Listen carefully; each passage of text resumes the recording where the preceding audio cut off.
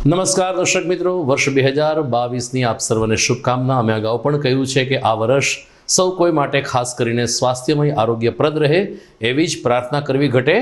કોરોનાને આપણે ભૂલી જઈએ અને નવી ઉમંગ નવી આશા સાથે આપણે વર્ષ 2022નો પ્રારંભ કરીએ। સ્વાગત છે આપનું જીટીપીએલ જૂનાગઢ ન્યૂઝમાં। નવા વર્ષના પ્રથમ દિવસે જોઈએ આજના મુખ્ય સમાચાર। કોરોનાના બિહામણા ડર વચ્ચે કોઈ ઉજવણી વગર સાદાઈથી નવા વર્ષને આવકારતા દેશવાસીઓ।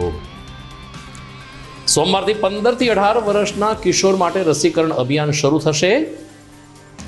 કાલે યોજાશે ગિરનાર સ્પર્ધા, વિજેતાઓને ઇનામ આપવામાં મહાનગરપાલિકાનો નિર્ણય। રાષ્ટ્રીય શિક્ષક સંઘનું 2 દિવસીય અધિવેશન ભવનાથમાં શરૂ અને સોમવારે મુખ્યમંત્રી જૂનાગઢમાં લોક ઉત્સવમાં લેશે ભાગ। આ તમામ સમાચાર આપણે વિસ્તારથી જોઈએ તે પહેલા લઈએ એક બ્રેક।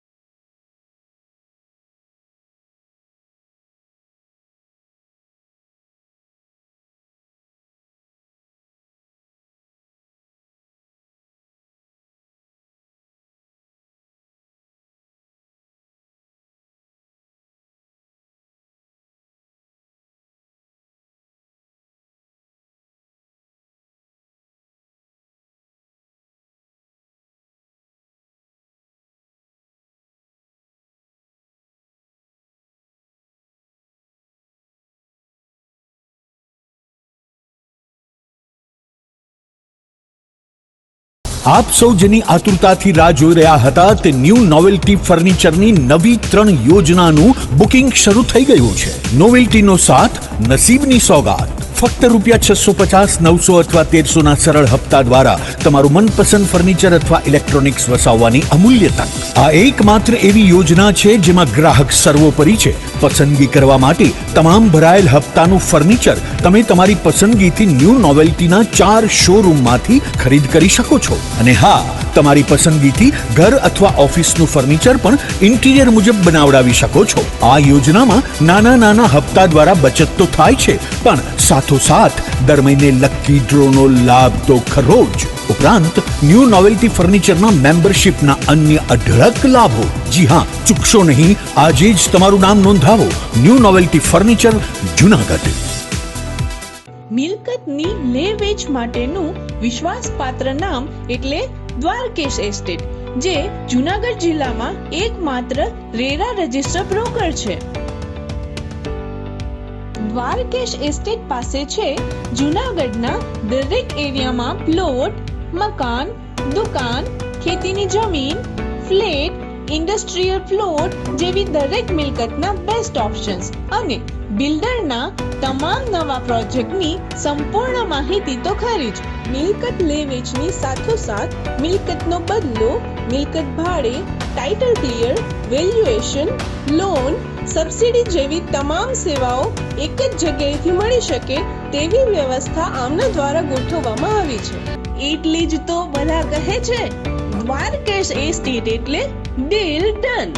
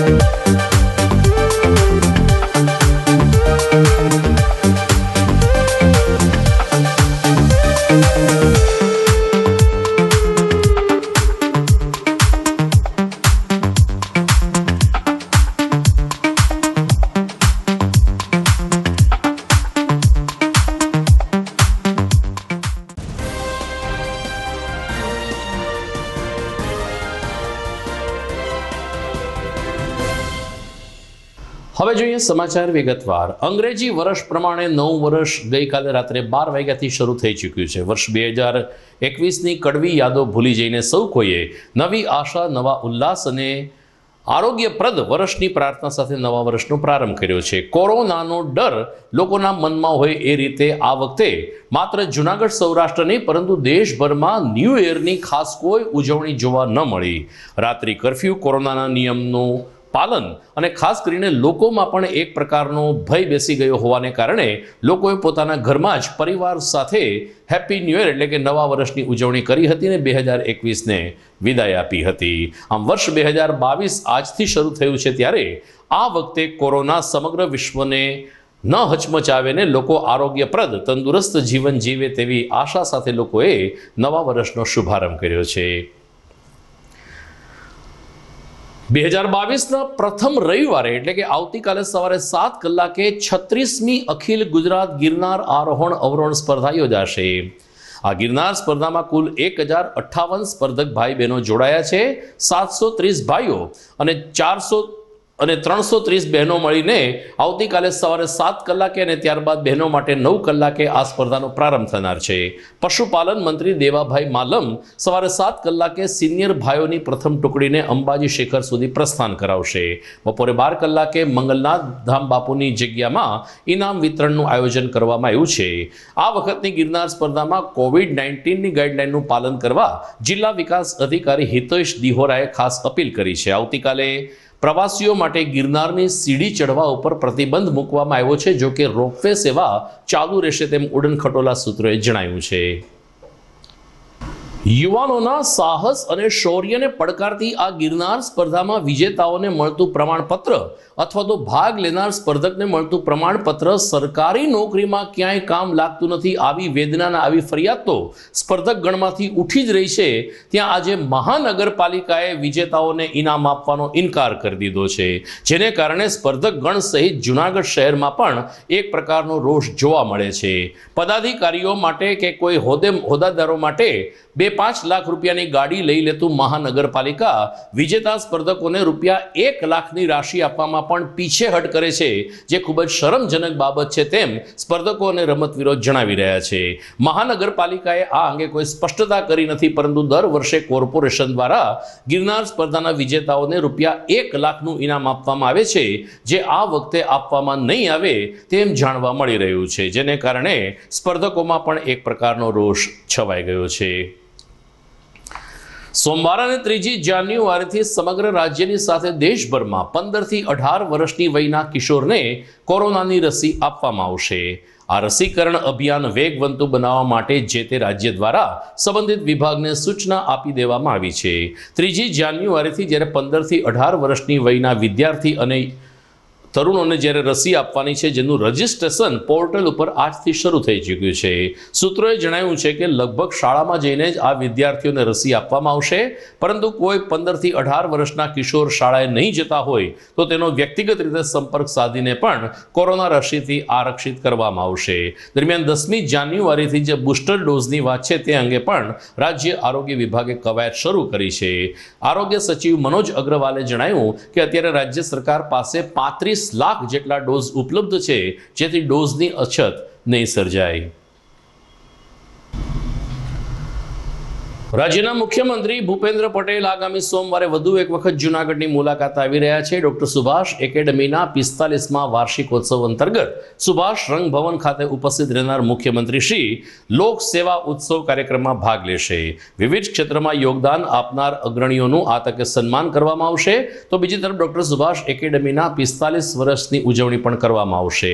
રાત્રિના ભાગે સાંસ્કૃતિક કાર્યક્રમ સંપન્ન થશે, પરંતુ તે પૂર્વે સોમવારે 8:30 કલાકે મુખ્યમંત્રી શ્રી ભૂપેન્દ્ર પટેલ અને ભાજપ પ્રદેશ અધ્યક્ષ CR પાટીલ જૂનાગઢમાં આ લોક સેવા ઉત્સવના કાર્યક્રમમાં ભાગ લેવા આવશે.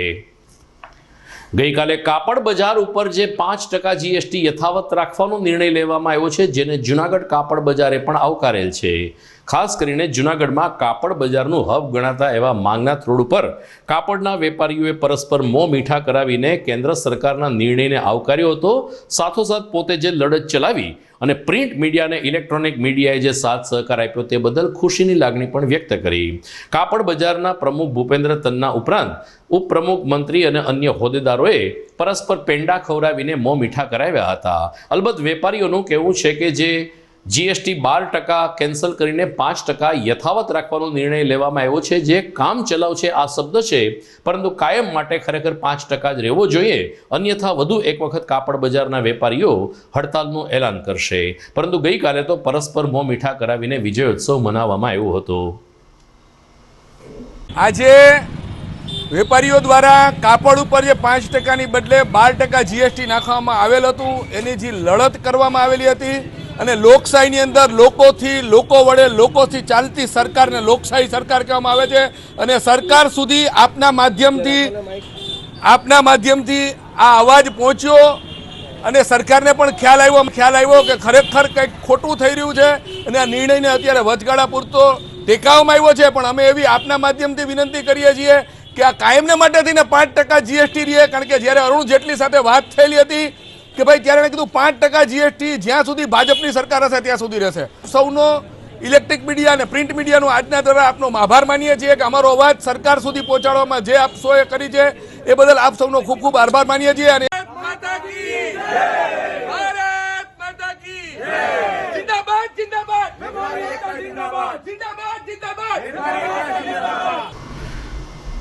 જૂનાગઢમાં વેરાવળથી ગીર સોમનાથથી અમદાવાદ સુધી જે ઇન્ટરસિટી ટ્રેન ઉપડે છે તે અત્યારે બંધ કરી દેવામાં આવી છે. રેલવે વિભાગે કારણ આપ્યું છે કે વાંકાનેર પાસે ગેજ રૂપાંતરણની પ્રક્રિયા ચાલે છે અને ગેજની કામગીરી ચાલતી હોવાને કારણે અહીં ટ્રેન વ્યવહાર શક્ય નથી, જેથી વેરાવળ સોમનાથ ઇન્ટરસિટી ટ્રેન બંધ કરવામાં આવી છે. જેની સામે પેસેન્જર એસોસિએશને રેલવે વિભાગને પત્ર પાઠવીને આ ટ્રેનને કમસે કમ રાજકોટ સુધી ચાલુ રાખવા માગણી કરી છે.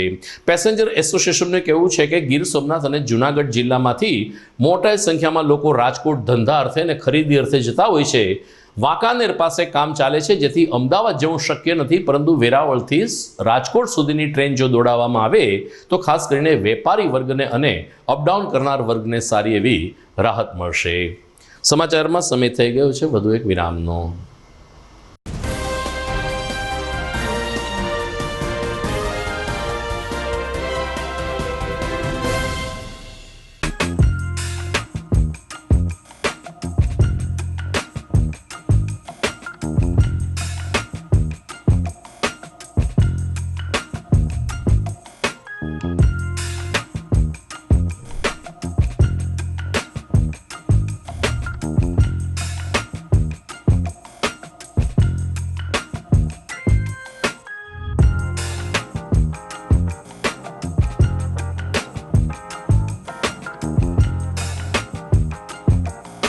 આજના ભાગદોડના સમયમાં તમે ના અટકો પણ પીડાને અટકાવો.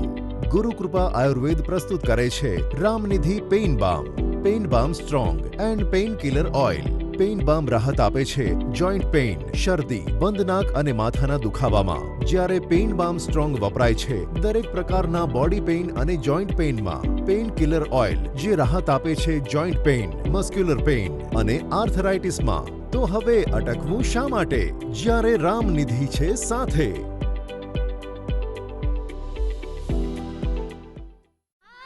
खुशियों वाले दिन को थोड़ा और खुशियों से भर दें. त्योहारों वाले सेलिब्रेशन को थोड़ा और खास पल बनाएं. दिन की शुरुआत को थोड़ा और फ्रेश करें. कल्याणी अगरबत्ती, एक ऐसी आदत जो जीवन में फ्लोरल, फ्रूटी और वुडी जैसे फ्रेग्रेंसेस से खुशियों का संचार लाए. इसीलिए घर ले आए कल्याणी गोल्ड और कल्याणी जीवन बैलेंस अगरबत्ती.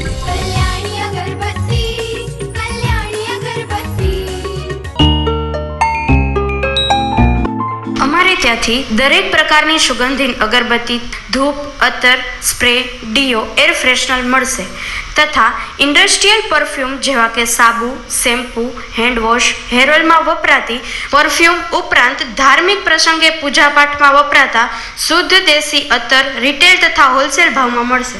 પરફ્યુમ સ્પ્રેની વિવિધ રેન્જ, ડીઓ અને સ્પ્રેની વિવિધ રેન્જ, સ્પ્રે, એર ફ્રેશનર તથા ડીઓ રિટેલ તથા હોલસેલમાં મળશે. Address JP aromatics, ground floor, shop number 2, RK apartment, Jawahar road, Junagadh. Mobile number 9904267381 9879022160. અભિનંદન વેવાય. એ આજનો દિવસ આપણા માટે ખૂબ શુભ છે, કેમ કે તમારી દીકરી નિશા અને મારા દીકરા સંજુના લગ્નની તારીખ નક્કી થઈ ગઈ ને. હાજી હાજી પપ્પા, લગ્નની તારીખ તો નક્કી થઈ ગઈ, પણ લગ્ન માટેની જ્વેલરીઓ? સંજુ બેટા, તારા દાદાજીના વખતથી ચોકસી હીરાલાલ મકનજીની જૂની પેઢી છે ને, એની સાથે આપણો વર્ષો જૂનો ઘરોબો છે, જે અત્યારે જય ભવાની જ્વેલર્સના નામે ફેમસ છે બેટા.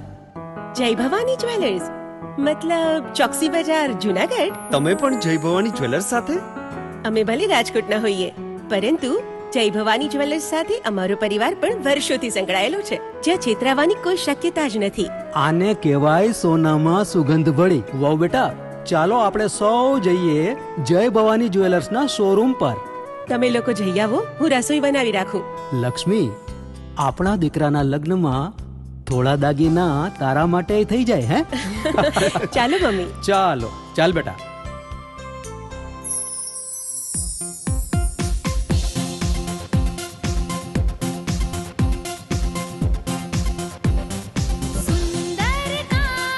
વ્યાજબી દામ, એક જ નામ, જય ભવાની જ્વેલર્સ. તહેવાર વ્યવહાર, બંગડી વીંટી હાર, ડિઝાઇન અપાર, જય ભવાની જ્વેલર્સ, જય ભવાની જ્વેલર્સ. એક્સક્લુઝિવ દાગીના ખરીદવા માટે વિશ્વાસપાત્ર એક જ નામ, જય ભવાની જ્વેલર્સ, ચોકસી બજાર, જુનાગઢ. જૂનાગઢ વાસીઓ માટે ખુશ ખબર.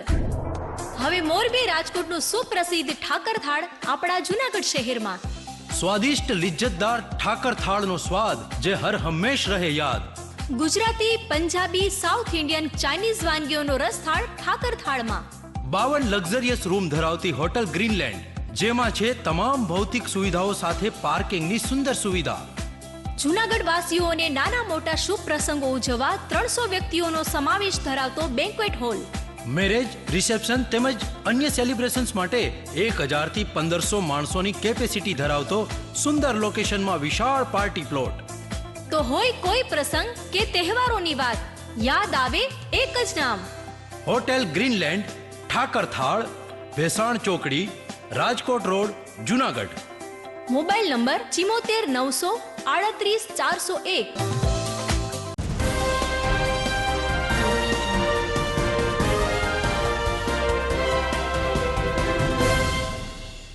વિરામ બાદ આપનું સ્વાગત છે.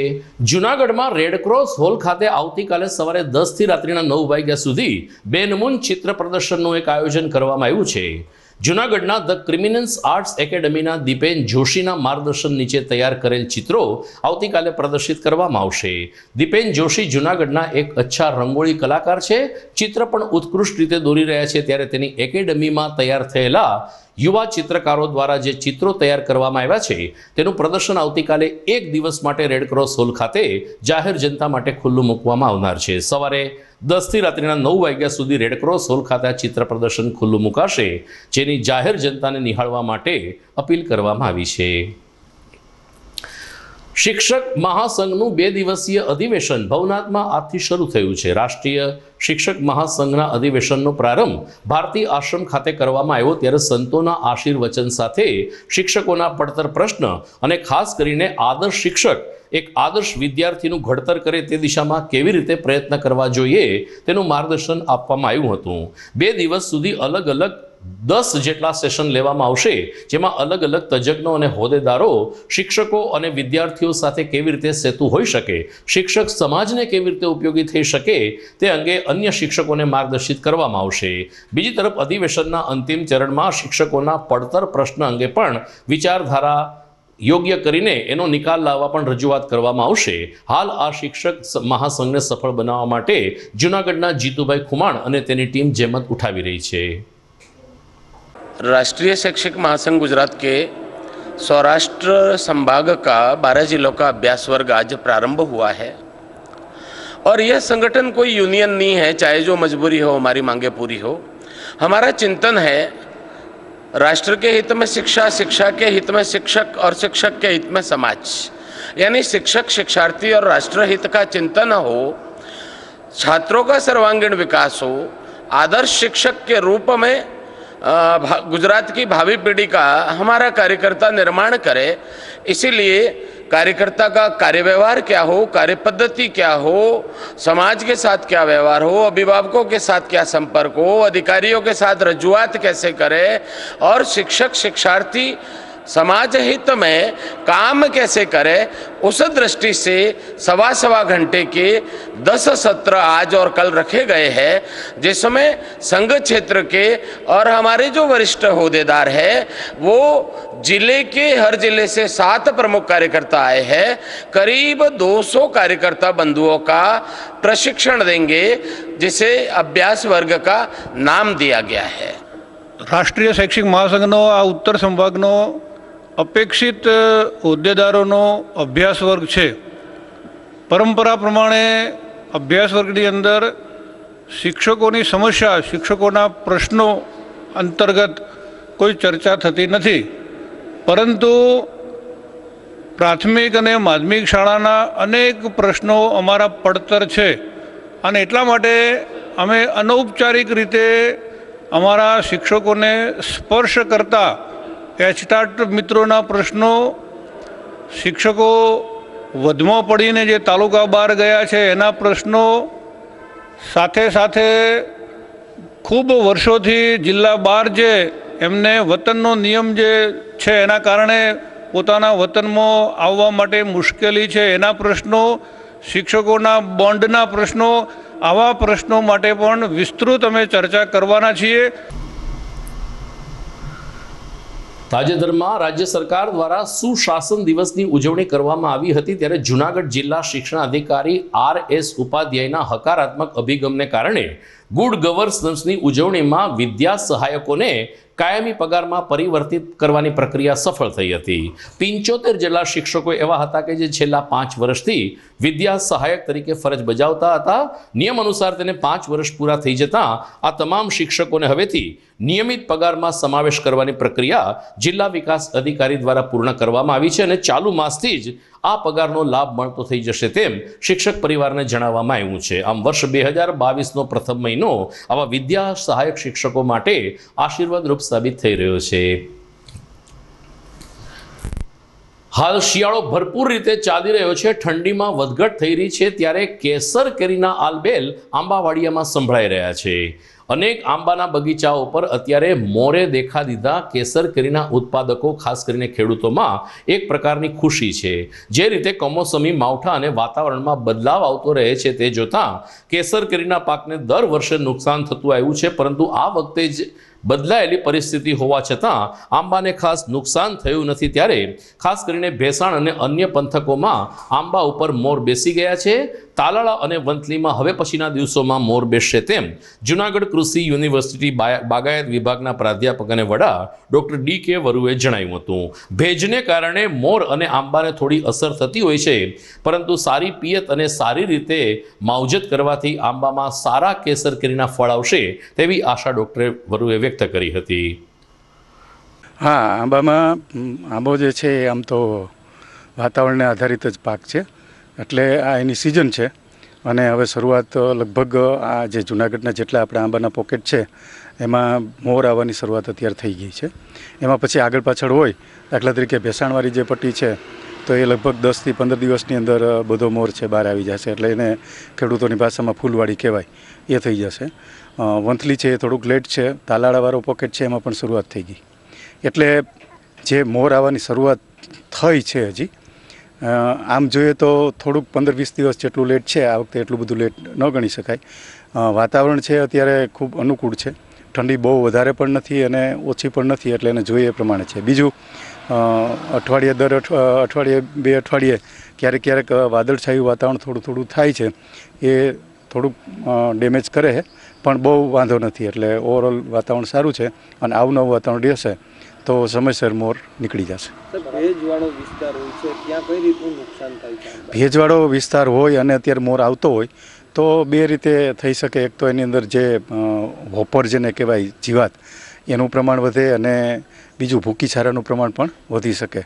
એટલે પણ આ એટલું બધું અત્યારે હજી ભેજનું કે એવું નથી. એ તો 2-3 દિવસ સુધી સતત વાદળછાયું વાતાવરણ રહે અને વરસાદ જેવું વાતાવરણ હોય તો આવા પ્રશ્નો થાય. જાન્યુઆરી માસના પ્રથમ સપ્તાહમાં ઠંડીમાં ઘટાડો થશે તેવી આગાહી હવામાન ખાતાએ કરી છે અને 7મી જાન્યુઆરીથી 14મી જાન્યુઆરી સુધી વધુ એક કડકડતી ઠંડીનો રાઉન્ડ આવી શકે છે. દરમિયાન જૂનાગઢ વાસીઓ પણ મહેસૂસ કરી રહ્યા છે કે દિવસભર ઠંડીમાં રાહત દેખાય છે. જોકે રાત્રિના ભાગે ઠંડી અને સુસવાટા મારતા પવનને કારણે જનજીવન પ્રભાવિત થાય છે. રોપવે પણ બંધ કરવાની ફરજ પડે છે, પરંતુ હવે આજથી લગભગ તબક્કાવાર ઠંડીમાં ઘટાડો થશે અને 5 થી 6 જાન્યુઆરી સુધી તાપમાન લગભગ 17 થી 20 ડિગ્રી આસપાસ સ્થિર રહેશે. 7 જાન્યુઆરી પછી ફરીથી તાપમાનનો પારો ગગડશે તેવી આગાહી હવામાન ખાતાએ ઉચ્ચારી છે. સમાચારમાં સમય થઈ ગયો છે વધુ એક વિરામનો.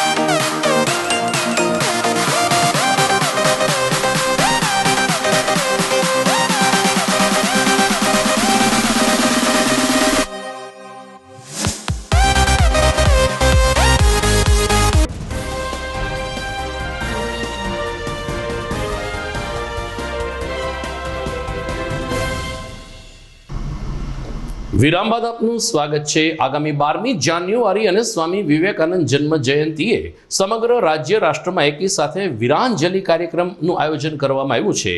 વંદે માતરમ ગીતનું સામૂહિક રીતે ગાન કરવાની સાથે કોઈ વ્યક્તિ જે સ્થળે હાજર હોય ત્યાં પણ ઊભા રહીને જો વંદે માતરમ ગીતનું ગાન કરશે તો આઝાદી કા અમૃત મહોત્સવની સાચી ઉજવણી અને આઝાદ ભારતના ઇતિહાસમાં શહીદ થયેલ શહીદોને સાચું માન સન્માન આપ્યું ગણાશે. આ અંગે ભારતી આશ્રમ ખાતે મળેલી એક બેઠકમાં જૂનાગઢ નરસિંહ મહેતા યુનિવર્સિટીના કુલપતિ ડોક્ટર ચેતન ત્રિવેદી ઉપરાંત RSSના પ્રવક્તા ડોક્ટર ખૂંટ અને અન્ય આગેવાનો ઉપસ્થિત રહ્યા હતા. તો ગિરનાર ક્ષેત્રના સંતો તરફથી લોકોને વંદે માતરમ ગીતનું ગાન કરવા ભારતી આશ્રમના મહાદેવ ભારતી બાપુએ પણ અનુરોધ કર્યો હતો. હું મહાદેવ ભારતી, ગુરુ હરિહરાન ભારતી, ભારતી આશ્રમ લઘુ મહંત, જય ગિરનારી, ઓમ નમો નારાયણ. ભારતના સ્વાધીનતા સંગ્રામમાં અનેક વીરોએ પોતાના પ્રાણની આહુતિ આપેલી છે. ઘણા વીરોએ પોતાના બલિદાન આપ્યા છે. તો આવતી 12 જાન્યુઆરી સવારે 11 વાગે આપણે સમૂહમાં સાથે મળી વંદે માતરમનું ગાન કરીએ. જે કોઈ જે સ્થળે હોય ત્યાં એકઠા થઈ મંદિર, દુકાન, ઘર, પોતાના કાર્યાલયમાં જ્યાં ત્યાં સાથે મળી એક સમયે એકી સાથે આ વંદે માતરમનું ગાન કરી અને આપણી જે આ ભૂલાયેલી જે વિરાસત છે એને ઉજાગર કરીએ અને સૌ સાથે મળી આ કાર્યક્રમને સફળ થાય એવું આયોજન કરીએ એવી અમારા સર્વે સંતોની, ગિરનાર મંડળના સર્વે સંતોની તરફથી હું અપીલ કરું છું. ગઈકાલે 31મી ડિસેમ્બર હતી, જેને કારણે પોલીસ દ્વારા મુખ્ય માર્ગ ઉપર આખી રાત પેટ્રોલિંગ હાથ ધરવામાં આવ્યું હતું.